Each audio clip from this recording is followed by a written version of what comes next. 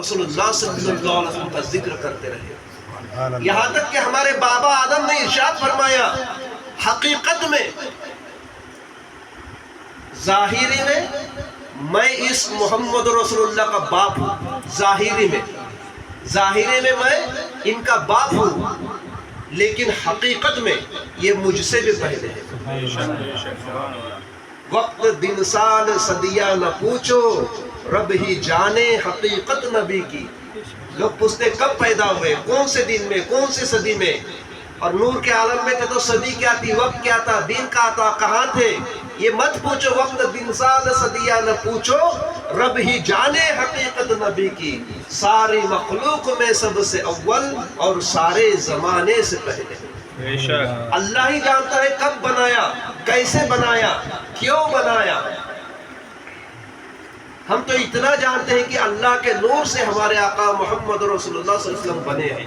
ہم انہیں نور والا نور کہتے ہیں، نور والا کہتے ہیں، حسن والا کہتے ہیں، سب سے افضل وہ اعلیٰ بھی کہتے ہیں، وہ ہمارا نبی۔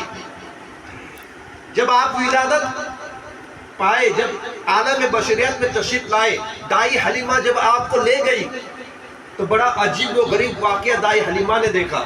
اس کو آپ ارحاس کہیں گے، کیا کہیں گے؟ ارحاس۔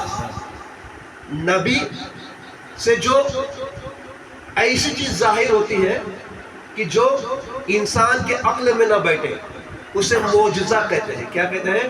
معجزہ۔ لیکن اعلان نبوت کے پہلے اگر نبی سے کوئی ایسی چیز ظاہر ہو جائے کہ جسے عقل تسلیم نہ کرے تو اسے ارحاس کہتے ہیں۔ کیا کہتے ہیں؟ ارحاس کہتے ہیں۔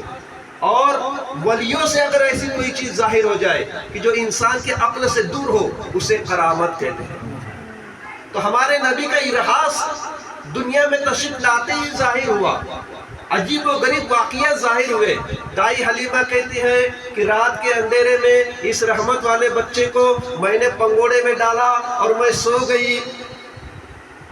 جب میری نیند تھوڑی دیر کے بعد اچاٹ ہو گئی تو میں کیا دیکھتی ہوں کہ آسمان بالکل صاف ہے، چاند نکل آیا ہے، ستارے جھلملا رہے ہیں، اور میں دیکھ رہی ہوں یہ پیارا بچہ اپنے پنگوڑے میں سویا نہیں ہے، بلکہ یہ پیارا بچہ مسکرا رہا ہے اور اپنے پنگوڑے میں کھیل رہا ہے۔ پنگوڑا یعنی جھولا، اپنے لفظ میں کیا کہیں گے اسے؟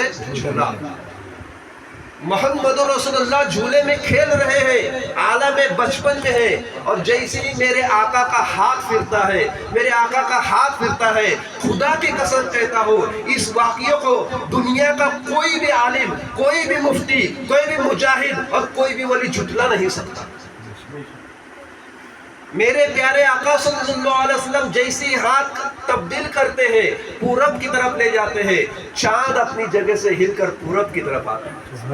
میرے آقا ہاتھ کا اشارہ دکن کی طرف لے جاتے ہیں، چاند پورب سے دکن کی طرف آتا ہے۔ میرے آقا اتر کی طرف ہاتھ لے جاتے ہیں، چاند دکن سے اتر کی طرف آتا ہے۔ میرے آقا پورب کی طرف ہاتھ کا اشارہ کرتے ہیں، چاند پورب کی طرف آتا ہے۔ پتہ یہ چلا ایمان والو، اللہ تعالیٰ نے ہمیں مٹی سے بنا تو ہمیں کھلونے بھی مٹی کے عطا فرمائے۔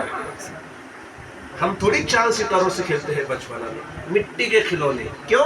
کہ ہم بنے ہیں مٹی سے، کھلونے ملے مٹی کے، لیکن آقا کو اللہ نے نور سے بنایا تو آقا کے لیے کھلونا بھی نور کا عطا فرمایا۔ چاند بھی جھک جاتا، میرے پیارے اعلیٰ حضرت کیا کہتے ہیں؟ چاند بھی جھک جاتا جدھر انگلی اٹھاتے مہد میں،